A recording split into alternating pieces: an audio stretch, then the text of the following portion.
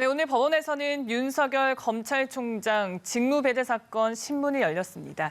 법정과 국회에서도 여야의 대리전이 치열하게 벌어지고 있습니다. 국회 취재기자 연결해 자세히 알아보겠습니다. 방현덕 기자. 네, 이번 주도 정치권의 최대 화두는 추미애 법무장관과 윤 총장의 갈등인 것 같습니다. 오늘 법원 신문에 맞춰서 여야는 공세 수위를 한층 끌어올리는 모습입니다.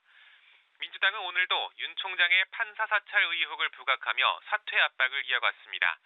윤 총장과 검사들의 반발을 검찰 개혁에 대한 저항으로 규정하고 공수처 필요성을 강조하기도 했습니다. 발언 직접 들어보시겠습니다.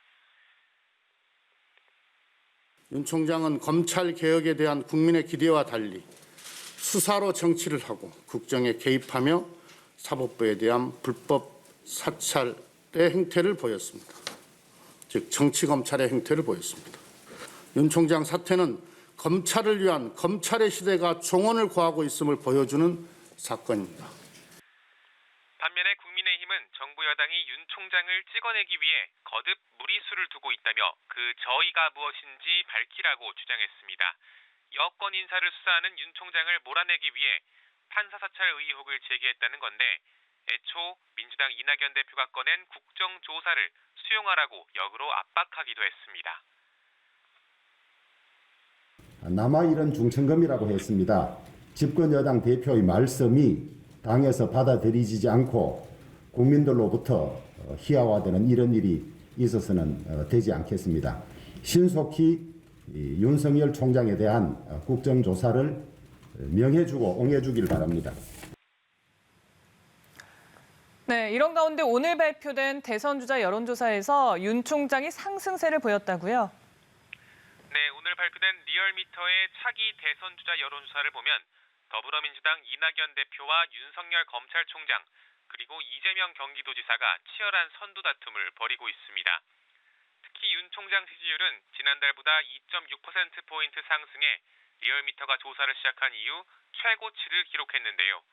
윤 총장의 경우 여권이 때릴수록 지지율이 올라가는 현상이 계속해서 나타나고 있습니다.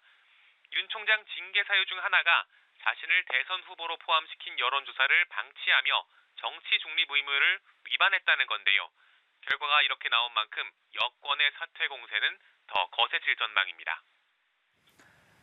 네, 그리고 여야는 556조 규모의 내년도 예산안을 놓고도 팽팽한 줄다리기를 벌이고 있습니다. 예정에 없던 3차 긴급 재난지원금과 국민 4,400만 명분의 코로나 백신 구입비를 내년 예산에 추가하기로 하면서 이 재원을 어디에서 마련할지가 최대 현안으로 떠올랐는데요. 자, 이렇게 추가하기로 한 예산이 총 얼마이고 어떻게 조달되는 겁니까? 네, 정확한 수치는 아니지만 여권 내부에서는 3차 재난지원금으로 3조 원에서 4조 원 정도, 전 국민 코로나 백신 비용으로 최대 1조 3천억 정도가 필요할 걸로 보고 있습니다. 다 합하면 약 5조 원 정도가 되는데요. 이 돈을 어떻게 마련할지가 현재 문제입니다. 민주당은 이 중 3조 원은 어떻게든 기존 사업을 삭감해서 마련할 수 있다고 쳐도 최소 2조 원은 순증, 그러니까 적자 국채를 발행해야 한다, 새로 빚을 져야 한다고 보고 있습니다.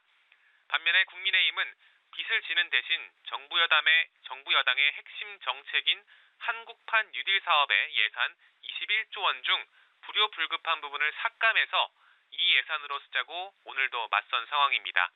국회법상 예결위 활동 시한은 바로 오늘까지인데요.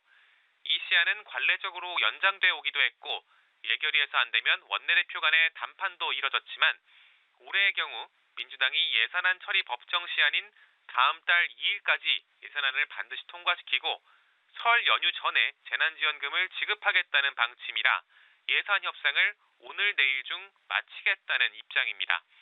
국민의힘이 반발이 만만치 않은 만큼 과연 여야가 접점을 찾을 수 있을지 주목됩니다.